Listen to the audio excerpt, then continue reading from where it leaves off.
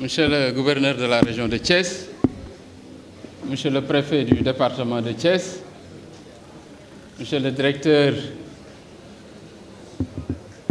général de l'agence régionale, Monsieur Chérif Diagne, directeur fêté aujourd'hui, Monsieur les membres du bureau du conseil d'administration, mes grands frères, le maire de Méké et le maire de Ngaparou, chers collègues maires, membres du conseil, je voudrais simplement dire toute la joie et l'honneur que nous avons aujourd'hui de fêter un grand commis de l'État, un grand républicain, un grand patriote, un Sénégalais digne de l'être, mais aussi un Thiessois qui porte Thiès dans son cœur.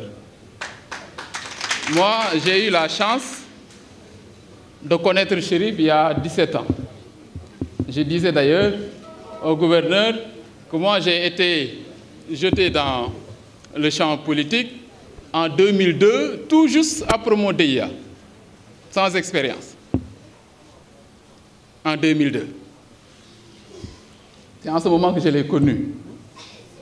D'abord, plus jeune conseiller municipal de la ville de Thiès, avant d'être maire en 2009.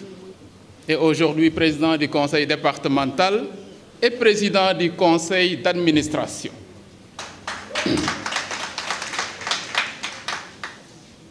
Mais c'est grâce à son intégrité, sa simplicité, son adoption, que nous avons tous senti que nous étions capables d'apporter du développement dans nos terroirs. C'est grâce à Chérif Diagne que nous sentons une confiance en nous-mêmes. Parce que vous savez, le développement local n'est pas facile. Le développement territorial n'est pas facile. Il faut avoir le cœur pour le faire. Parce que vous savez que les moyens ne suivent pas. Mais grâce à la générosité de Chérif, chaque élu de la région se sent utile, se sent efficace, se sent porteur de vision et de développement dans notre région. Et ça, Chérif, tous les élus de la région vous le doivent. Et on vous dit un grand merci. Grâce à vous, la région a pu bénéficier de plusieurs milliards d'investissements et qui ne sont pas toujours connus ni partagés. Chaque maire dans son coin, dans son intimité, sait que s'il présente un bilan honorable, c'est grâce à Chérif Diagne. Ça, on vous le doit, monsieur le directeur.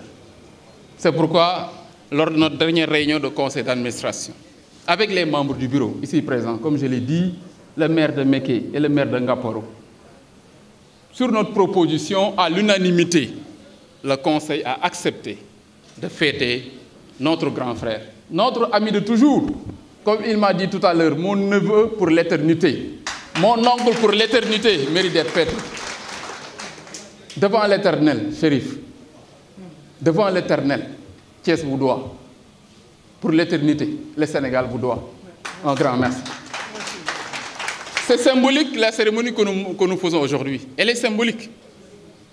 C'est de manière volontaire et volontariste que les maires se sont cotisés, mais aussi l'apport de notre grande sœur, la présidente de Tivaouane. Merci, ma sœur.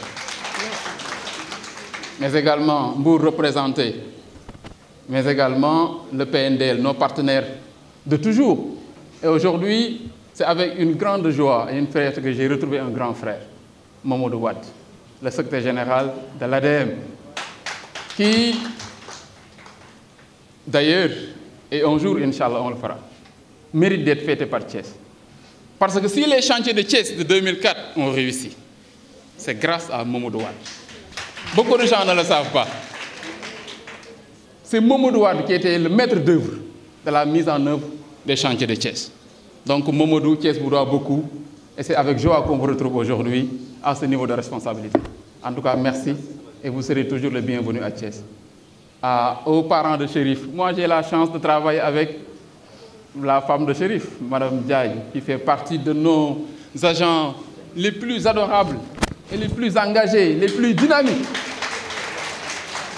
Je dois la féliciter devant son mari, mais également Madame Diagne, première, que j'ai connue dans des moments difficiles, naturellement de l'événement douloureux qui a frappé sa famille. Je l'ai vu dans la dignité, avec bravoure, accueillir les amis de Chérif. Madame Diagne, yàlla na ci yàlla tofal barke, yàlla tofal ci wér, tofal ci ay xéewal yu ubbeeku. Retraite en général ñenn ñi dañ koy ragal, mais xam naa ne Chérif ragalul retraite parce que c'est le début d'une nouvelle aventure, c'est le début d'une nouvelle carrière, c'est le début d'une nouvelle aventure beaucoup plus prometteuse d'ailleurs pour le Sénégal, parce que vous ne serez plus le Chérif de Thiès, mais Chérif du Sénégal et de l'Afrique. Ça, j'en suis convaincu.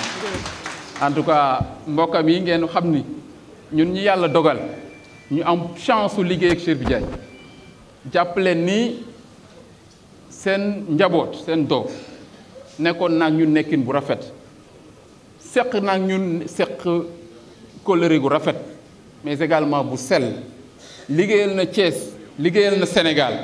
li ñuy def tey waa région bi ñoo ne rek nañu boole suñuy dërëm ak suñuy ñaar dërëm jéem ko la rendre njukkal ci symboliquement ci lu symbolique, mais Sénégal ci boppam la nation sénégalaise moo war a féete Chérif ndax li mu apporté Sénégal mérité na Sénégal féete Chérif. kon ngeen fierté boobu ngeen am ci seen doom ñun ñi collaborateur am doon liggéey ak moom fierté boobu lañu am ci Chérif. dañ koy ñaanal suñu borom yàlla may ko wér may ko gudd fan yokku fan wi bu yàgg-yàgg, également yokku wërsëg yi mu nekk début pour carrière beneen pour Sénégal yëpp kon di bénéficier wu ci xam-xamam ci engagement républicain, mais également ci patriotisme ak ci développement local bi nga xam ni yàlla may na ko ci xarañte boo xam ni Sénégal yëpp war na ci bénéficier wu. en tout cas kaddu yooyu laa bëggoon yëkkati rek ci turu conseil d'administration bi nga xam ni yàlla dogal na juróom fukki collectivités ak ñett yi koy bokk. Nous sommes 53 communes, non 49 et 3 départements. J'ai la chance d'être mis devant par la générosité de mes grands frères. Comme j'ai dit, mon grand frère de Méké, qui est le vice-président, et mon grand frère de Ngaporou, les maires. Mais également à Seynabou, donc notre lionne du Kayor, la présidente de Tivaouane, et le président de Mbour, ak maire yi ñoo ma jiital. may seen rak di seen jarbaat ñu teg ma ci kanam may représenter président Idrissa Seck. kon lu ma def ci seen tur laa ko defee lu ma yëkkati rek ci seen tur laa ko defee lii ñu def ñoom ñoo ko dogal daan ni Chérif nañ leen ko feeteel parce que mérité nu ëpp lii ñu ni nañ dajal suñuy dërëm ak ñaar dërëm feeteel ko ni ko Chérif jërëjëf en attendant que état Sénégal mi nga xam ni moo ñu jilif ñun ñëpp prévoir li nga xam ni moom la Chérif mérito ci Sénégal ñu jox ko ko te xam naa ni incha allah gouverneur dina ci dox préfet dina ci dox te defe naa ni ñi nga xam ni ñoo ŋànk nguur gi xam nañ ni Chérif mérité na loolu. donc li ci des nag mooy sama jigéen bu baax bii nga xam ne mooy jumelu Chérif di madame Sy vraiment moo koy félicité moom it vraiment mook Chérif ak chef de service yi ni ñu jàppale côté local yi nit ñu taxawoo ndax su dul woon yéen mën naa ne collectivité locale yu bëri dina sooxe. ba tax na Chérif dañ lay gën a encouragé di la tàllal loxo rek ci li nga xam ni moom la ñu dëgmal ci région bi yàlla suturaal la nga continuer di ñu jàppale di ñu gunge pour que population yi nga xam ne ñoo ñu wóolu teg ñu seen kanam yàlla suturaal ñu bañ a jox leen satisfaction. en tout cas loolu laa bëggoon wax ci au nom du conseil d'administration, au nom des élus de la région, mais également au nom des collaborateurs de Chérif muy waa personnel mën naa ne ARD ak conseil départemental yëpp ndax foofu yëpp Chérif yaa fay suñu kilifa. ci biir conseil yaa fay suñu kilifa ndax yàlla dogal na ñoo bokk enceinte te yow yaa fay yow lañ jàpp comme suñu kilifa foofu moo tax ma ni la bu may wax président dee ma wax mon neveu nga nangul ma ko nag ma ciy sant yàlla di wax ñëpp asalaamaaleykum wa rahmatulah jërëjëf merci beaucoup.